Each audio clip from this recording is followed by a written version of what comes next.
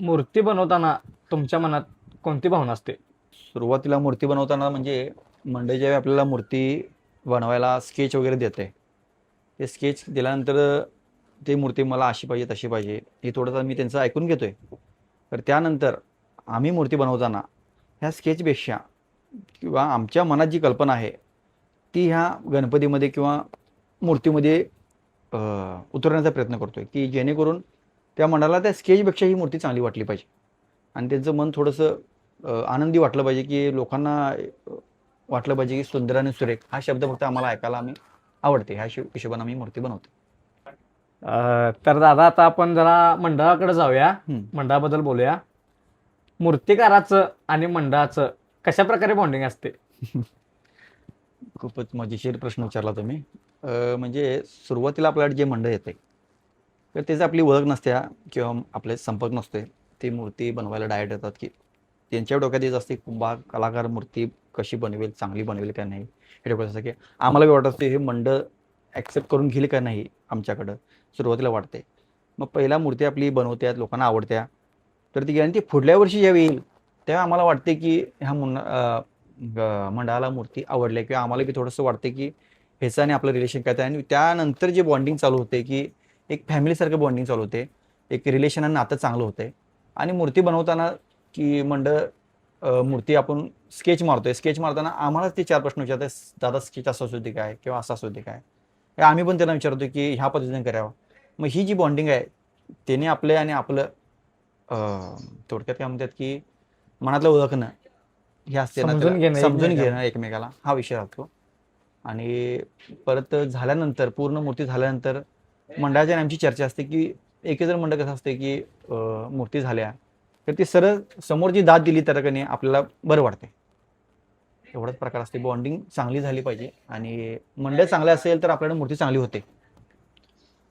दादा तुम्ही मोठमोठ्या मंडळांच्या भव्य अशा मूर्त्या तयार करताय, आम्ही आजपर्यंत बघत आलोय. तर त्या मोठ्या मूर्ती तयार करताना तुम्हाला कोणत्या आव्हाने समोर येतात? म्हणजे काय असं अडचणी कुठे समोर येतात? आता मोठ्याच मूर्त्या आहेत म्हटल्यावर आव्हाने जास्त मध्ये म्हणजे अडचणी येतातच. सुरुवात म्हणजे मोठी बनवताना कमीत कमी मोठी म्हटल्यावर कमीत कमी 23 ते 24 फुटाची मूर्ती असते. आता उभारलेली मूर्ती असेल तर खालच्या पायापासून बेसच्या म्हणजे खाली जे बेस आहे त्या बेसपासून वर चेहऱ्यापर्यंत त्याचं लागणारं जे फॅब्रिकेशन आहे ते त्याचं वेट किती असावं आणि ते किती ताकदीचं असावं जेणेकरून दीड दीड टन धरून चाला एवढी मूर्ती वजी असते. ती मूर्ती ही कार्यशाळेतून पूर्ण त्यांच्या मंडळापर्यंत पोहोचली पाहिजे. तिचं थोडं आपल्याला चॅलेंजिंग असतं आणि ती बनवताना वेल्डर आपला एकदम प्रॉपर आणि अनुभवी आणि सपोर्ट कुठल्या साईडला त्या मूर्तीचे बॅलन्स कुठल्या साईडला जातोय, मग ते कुठल्या साईडला वळण आली पाहिजे, हे सगळं सुरुवातीपासून त्या फॅब्रिकेशन पहिला टप्पा फॅब्रिकेशन ते मेन पॉईंट आहे. बाकीच्या मूर्त्या मोठ्या होत्यातच खरं आत जे करायला जे थोडीशी म्हणजे लागणारी मूर्तीचा क्षमता आणि पाया. विचार आणि कशा पद्धतीने व्हावं हे महत्त्वाचं असते. त्यानंतर मूर्ती घडवताना त्याची पहिली स्टेप म्हणजे पायाचा भक्कम करणे. त्यानंतर खाली काहीतरी फिगर असेल तर ती त्या मूर्तीच्या मानानेच मोठी असते. एक वेळ मूर्ती लवकर होती खरं खालची फिगर बनवायला जास्त वेळ लागतो, हे महत्त्वाचं आहे.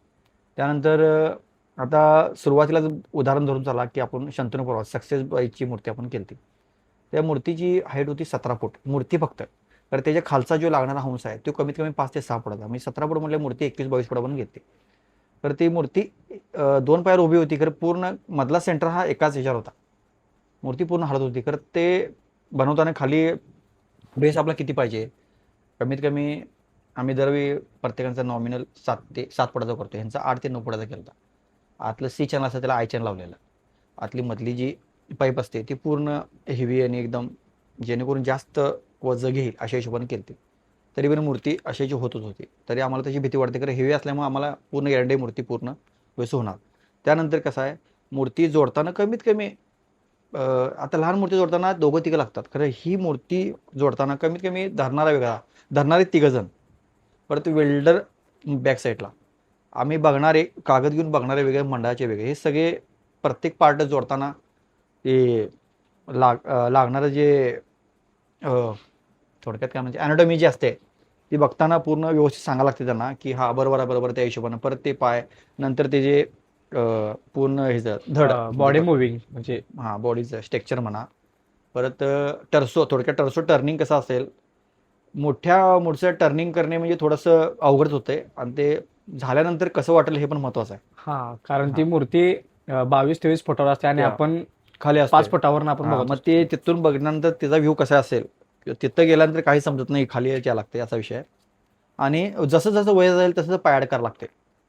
खाली मूर्ती ही फास्ट होते, कारण जसं जसं पायाडवर जाईल थोडं ही कसरत होत जाते, तारेची कसरतच म्हणायचं.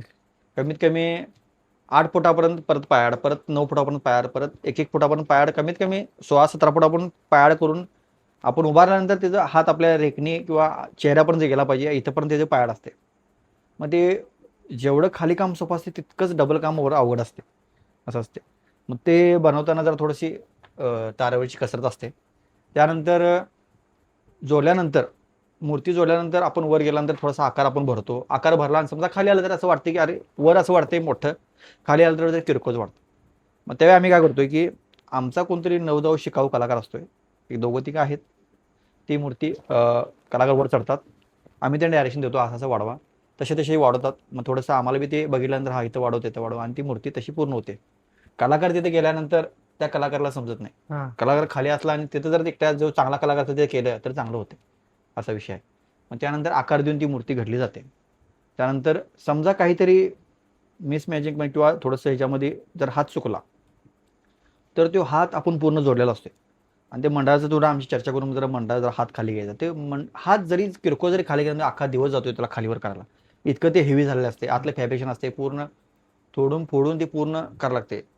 मोठ्या मूर्तीमध्ये कलाकाराचं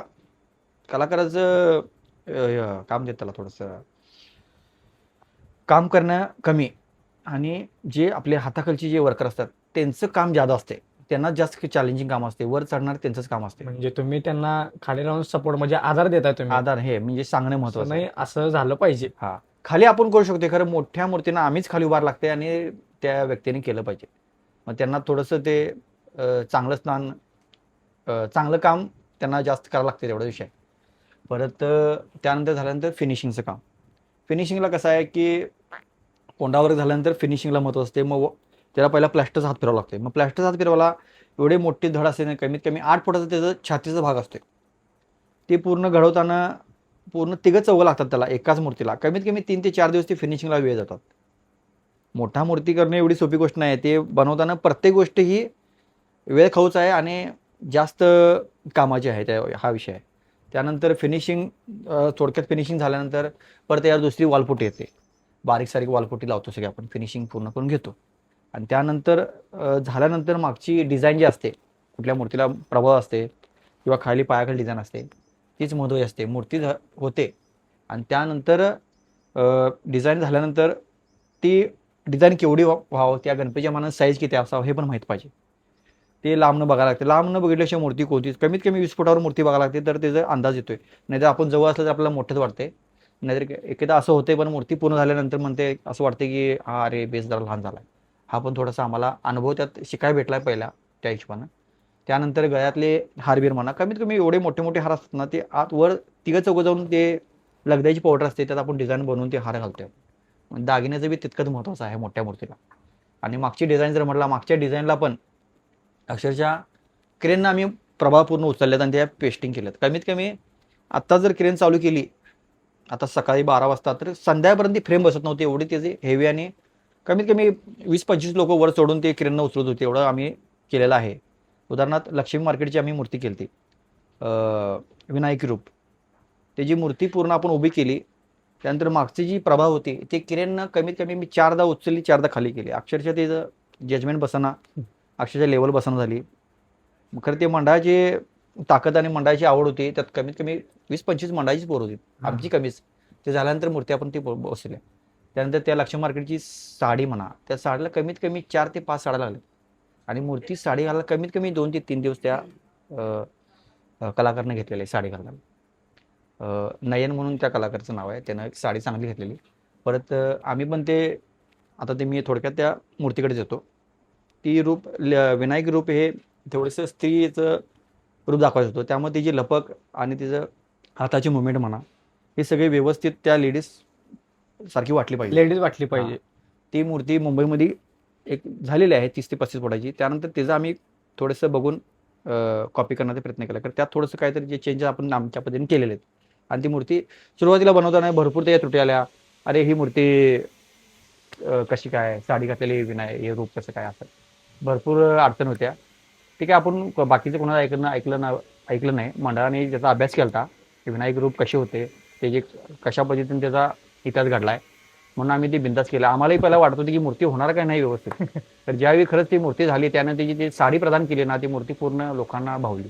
म्हणजे डोळ्यात असं अंगावर एकदम काटा आलेला नाही नाही नाही, मूर्ती. मूर्ती एकदम बेस्ट झाली. आम्हालाही वाटलं नाही की ही मूर्ती एवढी सुरेख. अजून त्याचं आठवण येते त्या मूर्तीची. परत अशी मूर्ती होणी नाही, असा विषय आहे तो. आम्ही त्या मूर्त्या लहान लहान असताना आम्ही त्या मूर्त्या बघायला जायचो तुमच्या कार्यशाळेमध्ये. हा. त्यावेळेस आम्ही ती मूर्ती बघितलेलो. त्यावेळेस ती मूर्ती बघून एवढी भव्य मूर्ती कोण करत नव्हतं. त्यावेळेला त्यांनी एक मूर्ती केल्या. पूर्ण आम्ही त्याच्या हाता अंगावर खेळून ती मूर्ती केल्या. DRBची मूर्त्या जवळजवळ 4 ते 5 वर्ष एवढ्या मोठ्या मूर्त्या केल्यात, त्या एकदम भव्य आणि चांगल्या रूपात झाल्या. मोठ्या मूर्त्या जर म्हणला आम्ही धार ग्रुप, परत सक्सेस ग्रुप, परत झेंडा चौक, आणि परत मिरजची मानबिंदू कैकाडी समाज, ह्यांच्या मूर्त्या सगळ्या मोठ्या मोठ्या आम्ही बनवल्यात.